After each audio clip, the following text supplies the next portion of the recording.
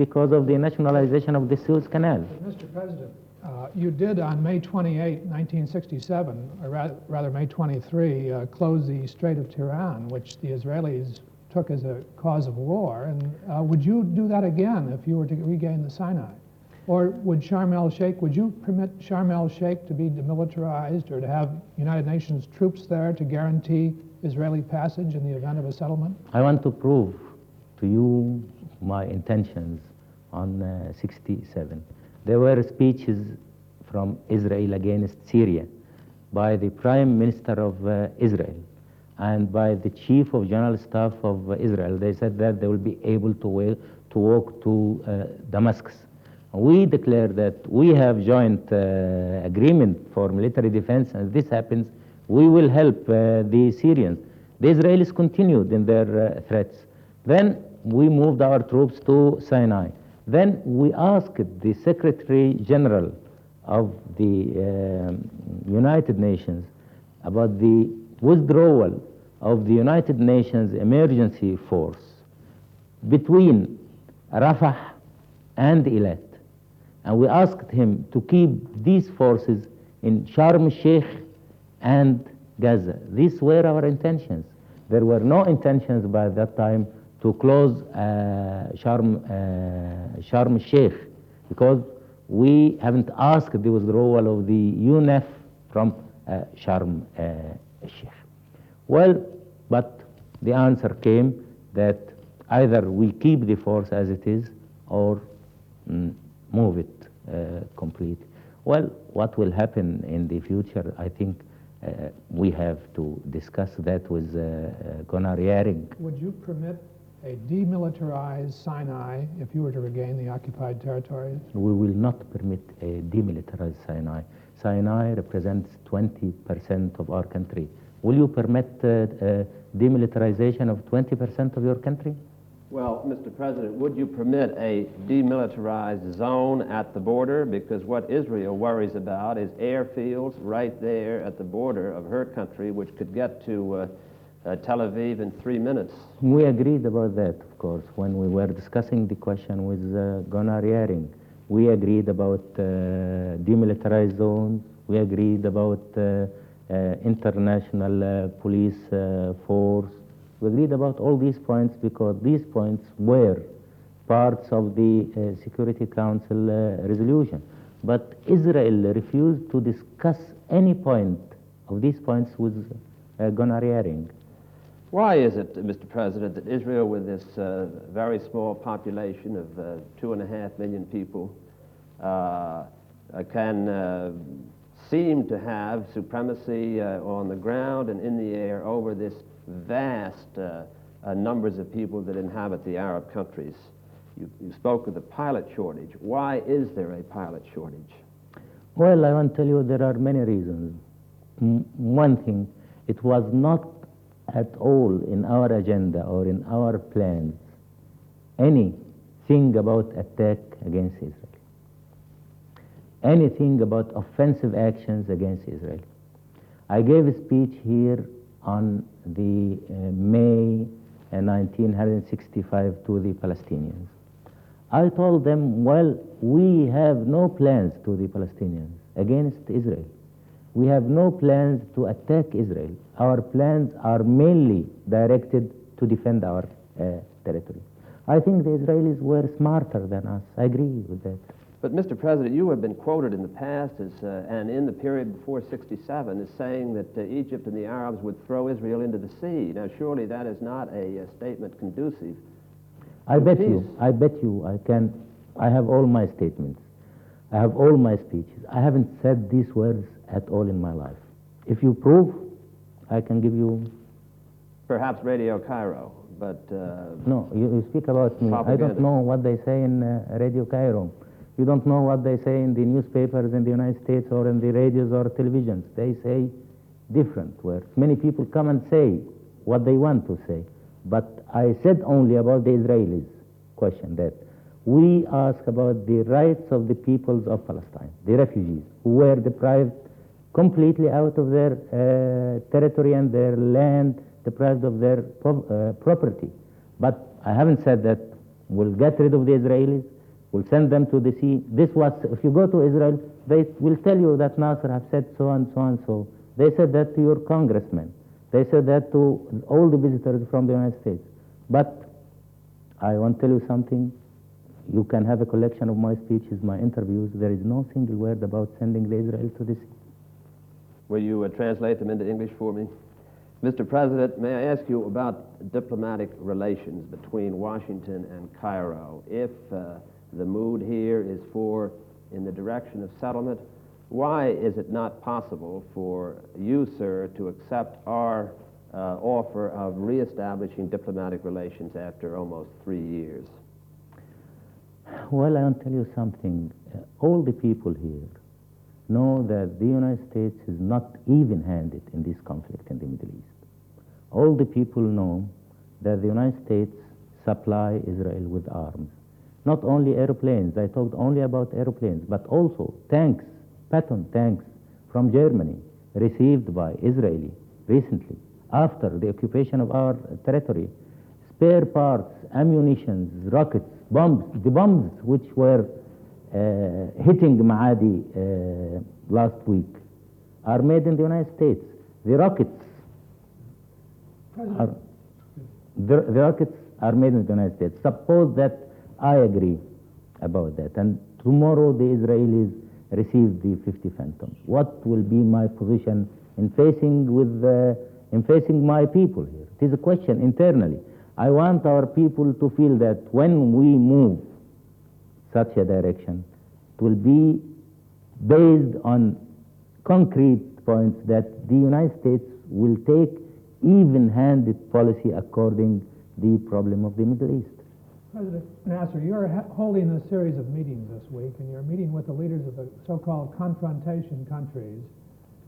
Do you see that this might mean a new change in policy for the United Arab Republic? Are you planning any kind of new departures diplomatically, perhaps toward a peaceful solution through the aegis of Ambassador Yarin? What do you see coming in the months ahead? First of all, this meeting is to coordinate the defense of our countries against the aggression of Israel. The aggression of Israel is taking place every day against Syria, Jordan, Lebanon, and Egypt. The occupation is going on now for about 3 years. I want to tell you something about our policy. Our policy about peaceful solution is the same. We declared that after November 67, after the declaration of the United Nations Security Council resolution. It is still our policy. We have to try to reach a peaceful solution.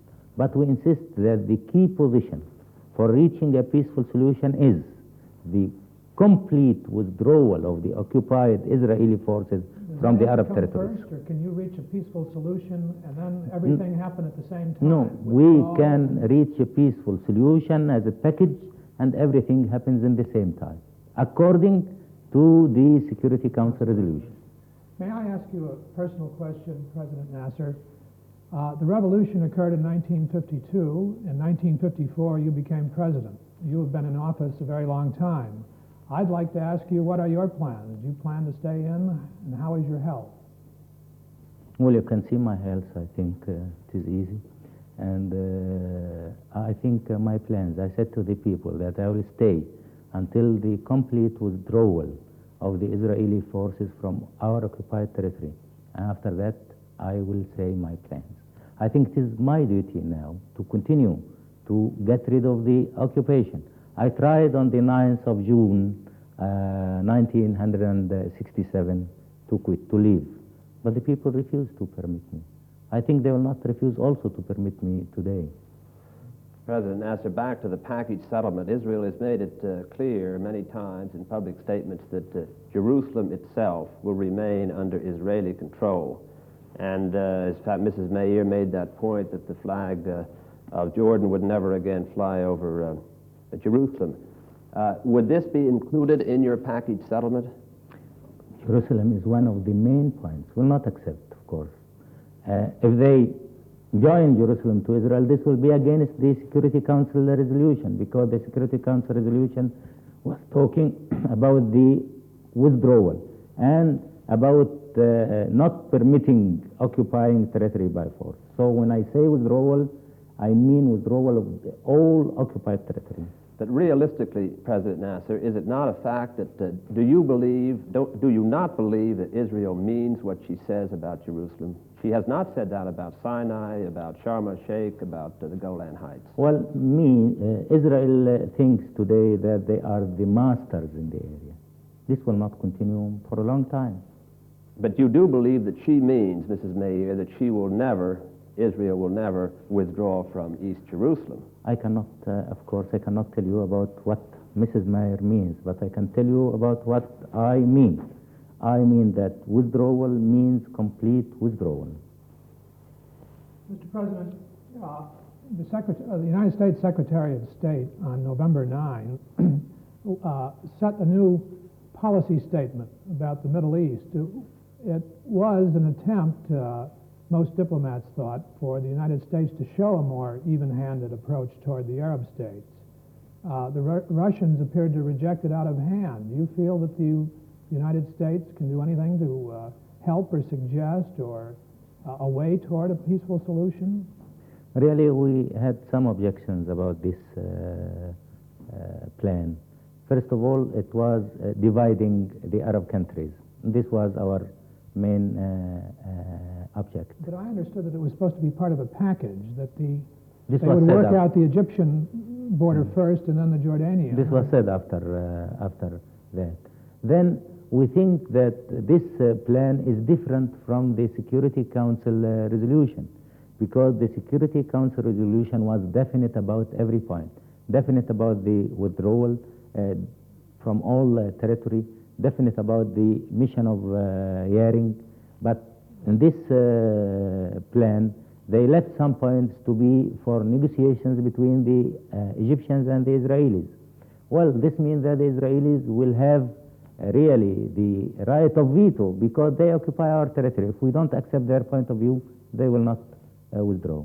On the Big Four proposals on Jordan and Israel, as opposed to Egypt and Israel, would you approve King Hussein starting indirect talks with Yaring or some other third party on the basis of the Big Four proposals?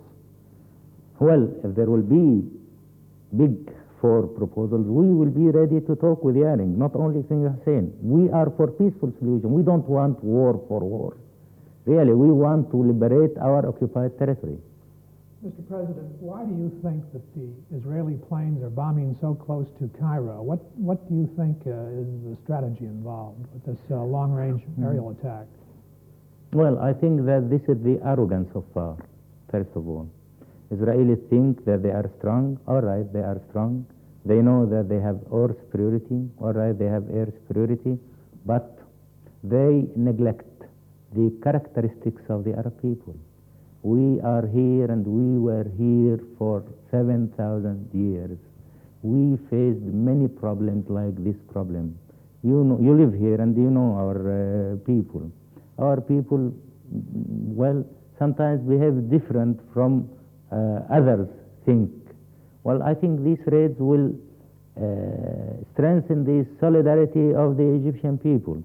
And they are very patient people. We will be patient until we will be able to deal with our enemy. But President Nasser, so far the bombing in the suburbs of Cairo by Israeli aircraft has been restricted to unpopulated areas. What if the Israelis start blowing up bridges across the Nile River in Cairo itself and move their bombing in closer? Will not that result in perhaps some different feeling among your people? Well, whatever the feelings will be, I want to tell you something. We will not surrender. When I say we, I don't mean myself. I mean the Egyptian people. Well, President Nasser, is it possible that the Egyptian people and the Arab people and the Israelis can ever live in harmony in the Middle East? Is this in the cards historically? Well, there are two main points.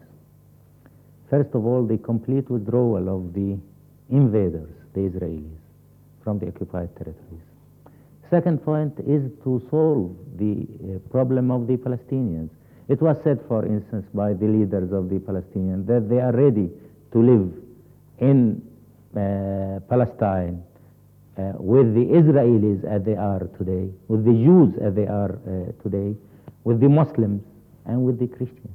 But the Israelis insist to get rid of the Palestinians and to have their nation based only on Judaism. And they take Judaism not only as religion, but as nationalism. This is complicating the problem. I don't know if we only decide to have our country based on Islam, and the other based on Christianity, and the other based on Buddhism. Well, there will be fanatic actions everywhere. Just one last question, Mr. President. If these 50 phantoms are in fact delivered to Israel, the new 50, is it conceivable that your country could retaliate against the United States by perhaps expropriation or some such measure? Well, if this happens, by that time I will go to Moscow, because Moscow will have really the word, and will have the word in the Middle East. They have to give us arms to be able to retaliate. They have to help us in order to defend our country against the invaders and against the aggression. Thank you very much, Mr. President, for your graciousness in sitting down and talking to us. Mr. Toohey and I have been interviewing President Nasser at his private office at Kuba Palace in the capital of Egypt, Cairo. We will be back in a moment with a comment.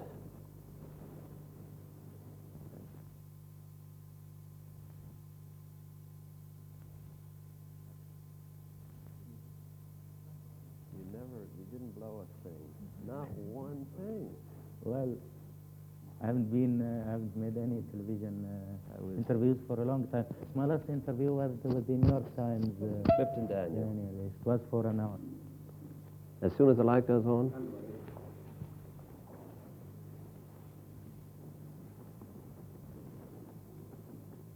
Bill, I felt that President Nasser was in perhaps something of a defensive mood today. I felt that he certainly wasn't bellicose in his statements, but that probably most important to me was his statement that the Soviet Union now is terribly, even more important today than it has been in terms of giving him arms, whether he went there in the last few days or not. Well, I agree. I think that the salient point was the fact that he said that if President Nixon decides to sell Israel 50 more Phantoms, he would go to Moscow in retaliation to get presumably a similar amount of MiG-21s. I thought also, Bill, that he was rather candid in reciting the needs and the requirements of his Air Force. His capital is under attack, but he admits that training pilots for the aircraft that the Egyptian Air Force has is a very difficult proposition. I agree that it's not very often that a chief of state will admit such deficiencies. I think also that the thrust of some of the things he said today were in favor of a peaceful solution. Throughout the last year, most of his statements have been toward a military solution, and he called attention today that in some of his speeches that we reporters tend to pick up the bellicose phrases rather than those that call for a peaceful solution. I also felt, Bill, that he was, although very positive on the question of the Soviet Union, his chief benefactor, wanting peace in the area. My feeling had been that perhaps the Soviet Union profits from continued disorders in the area. Well, that's the word that I think most diplomats here feel, but the president insisted that the Soviet Union did want peace in the area. Also, running through our interview with the president, Bill, it seemed to me that he was saying, in effect, that an underdeveloped country has a difficult, even if it has a great population bulge, has a difficult time waging war with a fully developed country. Well, I think the president has realized that, and I think this may well be the result of these raids deep into Egypt. It seemed to me that the president, again, suggested that Gunnar Yarin might provide the catalyst to some kind of a peaceful solution to the Middle East crisis. I'm Roland Evans. Asking questions with me here at Kuba Palace with President Nasser in Cairo has been William Toohey, the Middle Eastern correspondent of the Los Angeles Times.